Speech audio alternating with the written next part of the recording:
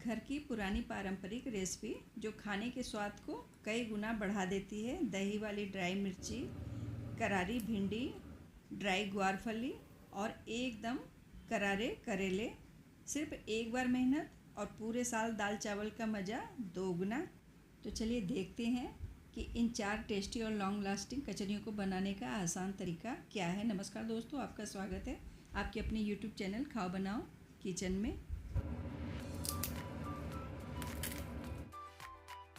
तो सबसे पहले हम बनाएंगे ड्राई दही वाली मिर्ची, जो कि दही में मिर्ची को मैरिनेट करके सुखाई जाती है। तो सबसे पहले मिर्ची को मैरिनेट करने के लिए एक मिक्सी जार में 1 कटोरी खट्टी दही लेंगे।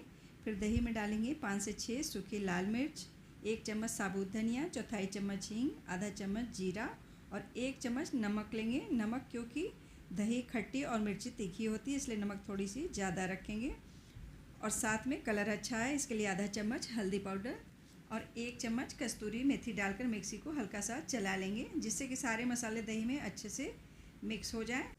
अब इस मसाले वाली दही को एक बाउल में निकाल कर रख लेंगे। इस तरीके से मिक्सी में ही सारी चीज़ें डालकर हल्का सा चला देंगे तो बहुत ही आसान हो जाता है मिर्ची के मसाले तैयार करना। और अब यहाँ हम लेंगे मोटी वाली हरी मिर्च, जो कि कम तीखी होती है। तो मिर्च को अच्छे से धुलकर कपड़े से इसका पानी पोंछ लेंगे। पानी बिल्कुल भी नहीं होना चाहिए। अब इन मिर्च को बीच से लंबाई में चीरा लगा लेंगे और इसकी डंडी जुड़ी रहने देंगे। इस तरीके से सारी मिर्ची को बीच से चीरा लगा करके तैयार कर लेंगे। तो यहाँ हमने पाव केजी हरी मिर्च ली हुई है वज़न में। तो मिर्ची को तैयार करने के बाद अब क्या करेंगे कि मिर्ची को मैरिनेट करेंगे। तो जो बाउल के अंदर में दही मसाले वाली तैयार करके रखी थी, एक एक मिर्ची को उठाते जाएंगे और बीच से मिर्ची का मुंह खोलते हुए दही में डुबाते जाएंगे, जिससे कि मसाले वाली दही मिर्च के अंदर तक चली जाए। इसी तरह से एक एक दो मिर्ची को दही में डालते जाएं और फिर थाली में निकालते जाएं। सारी ही मिर्च को थाली में तैयार करके रख लें। अब इस मिर्च वाली थाली को 2 से 3 दिन के लिए तेज़ धूप में छोड़ दें सूखने के लिए। बस दिन में एक बार इसे चम्मच से चला दें, अलट पलट कर दें, जिससे कि ऊपर नीचे सभी तरफ से मिर्च जो है वो खूब बढ़िया से सूख सके। तो इस मिर्च को धूप में तब तक रखें जब तक कि इसकी दही पूरी तरह से सूख न जाए। तो 2 से 3 दिन की धूप में ये अच्छी तरीके से सूख कर करारी हो जाती है। एक तोड़कर मैं इसकी आवाज़ सुना रही हूँ। सूखने के बाद एकदम करारी हो चुकी है। तो तैयार है हमारी दही वाली करारी मिर्च की कचरी। अब इस कुरकुरी मिर्च को एयर टाइट कंटेनर में स्टोर करें। जब दाल चावल खाना हो, गरम तेल में फ्राई करके इसे एंजॉय करें। अब हम बनाएंगे भिंडी की कुरकुरी कचरी। तो सबसे पहले हम लेंगे ताज़ी और सॉफ्ट भिंडी। इसे अच्छे से धुलकर पोंछ लें। फिर इसके ऊपर वाले हिस्से को काटकर लंबाई में भिंडी के 2 टुकड़े कर लेंगे। इस तरह से सारी भिंडी कट करके इसे डालेंगे एक बड़े बर्तन में। तो बस यहाँ इस समय हम भिंडी में कुछ चीज़ें मिलाकर भिंडी सुखाएंगे, ताकि भिंडी सूखने के बाद फीकी सी न लगे। तो अब यहाँ हम भिंडी में मिलाएंगे नमक, हल्दी पाउडर और 2 नींबू का रस मिला करके भिंडी को खूब अच्छे से मिक्स कर लेंगे। तो यहाँ ध्यान रखें कि भिंडी के ऊपर नमक हल्दी जब भी डालें तो हाथों से स्प्रिंकल करते हुए ही डालें, नहीं तो हल्दी और नमक एक जगह इकट्ठा हो जाएगा और चारों तरफ भिंडी में नहीं लगेगी। इस तरीके से छिड़क के डालेंगे तो नमक हल्दी बहुत बढ़िया से भिंडी में मिक्स होगी। और अब इस भिंडी को क्या करेंगे कि किसी कपड़े पर तेज़ धूप में फैला देंगे सूखने के लिए।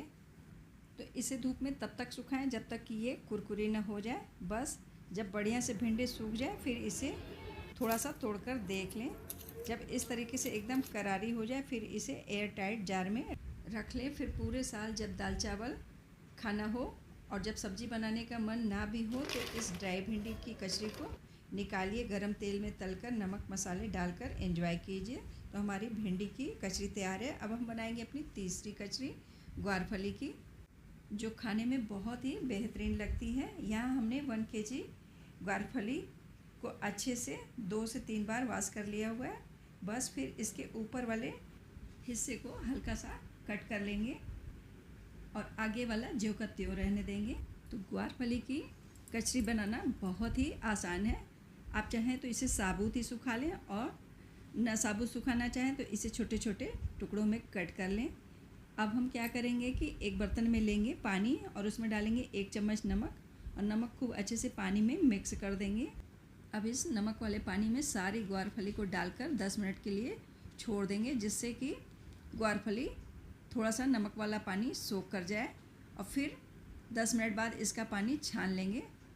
बस अब इन फलियों को तेज़ धूप में कपड़े पे फैलाकर 2 से 3 दिन तक सुखा लें, जब तक कि ये बढ़िया से ड्राई और हल्की ना हो जाए तब तक इसे सुखा लें। सूखने के बाद आप देख सकते हैं एकदम करारी सी हमारी ग्वारफली की कचरी तैयार है। तो सूखने के बाद इसे डब्बा बंद करके रख दें। जब खाना हो गर्म तेल में डालकर फ्राई करें और मसाला डाल करके एंजॉय करें। अब हम तैयार करेंगे लास्ट और चौथी करेला की कचरी। तो सबसे पहले हम लेंगे ताज़े करेले, इन्हें अच्छे से वॉश करके इन्हें गोल और पतले स्लाइसेस में काट लेंगे। तो करेले का ऊपर नीचे वाला हिस्सा काटने के बाद इसे बिल्कुल ही पतली पतली स्लाइस में काटने से ये बहुत ही जल्दी सूख जाती है और करेले की जो कचरी होती है वो खाने में बिल्कुल ही चिप्स जैसी लगती है और दाल चावल का मज़ा बिल्कुल ही बढ़ा देती है।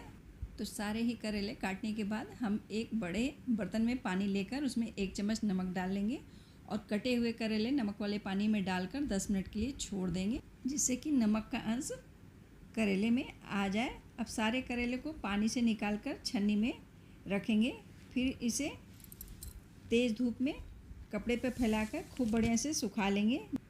तो ये करेले की कचरी तो सिर्फ 1 से 1.5 दिन में ही खूब बढ़िया से सूख जाती है और वैसे भी आजकल धूप तो बहुत ही तेज़ है। तो हमारी करेले की कचरी भी सूख करके तैयार है। आप इन्हें देख सकते हो कि कितनी क्रिस्पी करेले की कचरी सूख करके तैयार हुई है। अब इन्हें एयर टाइट जार में रख लें और फिर पूरे साल जब मन करे फ्राई करें और इसे दाल चावल के साथ में एंजॉय करें। तो अब हम सारी ही कचरियों को फ्राई करेंगे। अब कचरी को सर्व कैसे करते हैं, फाइनली मैं आपको कचरी को फ्राई करके दिखा रही हूँ। इसके लिए आंच पर तेल को अच्छे से गरम करेंगे। जब तेल पूरी तरह से गरम हो जाए तो मैं पहले ग्वारफली की कचरी फ्राई कर रही हूँ। तो ग्वारफली की कचरी जो है वो तेल में डालते ही फूल जाती है। बस इसे 2 से 3 सेकेंड ही तले, नहीं तो ये जल जाएगी, कड़वी हो जाएगी। तो तेल में डालें और फटाफट से अलट पलट करके बाहर निकाल लें। तो तलने के बाद आप ग्वारफली की कचरी देख सकते हैं कि ये अपनी तलने के बाद पूरी लंबाई में आ गई है। तो बस 2 से 3 सेकंड में ही ये तल के तैयार हो जाती है। अब हम फ्राई करेंगे करारी भिंडी की कचरी। तो इसके लिए थोड़ी सी भिंडी की कचरी को निकाल करके गरम तेल में डालेंगे और बस फटाफट से इसे भी अलट पलट करके बाहर निकाल लेंगे तेल से। तो बस हमारी भिंडी की कचरी भी तल के तैयार है, एकदम क्रिस्पी सी। अब इन्हें हम तेल से बाहर निकाल करके सारे ही कचरी में एक साथ में ही मसाले मिक्स करेंगे। इसके बाद हम फ्राई करेंगे करेले की कचरी को। तो थोड़े से करेले की कचरी को इसी गरम तेल में डालकर अलट पलट लेंगे 1 से 2 सेकंड के लिए।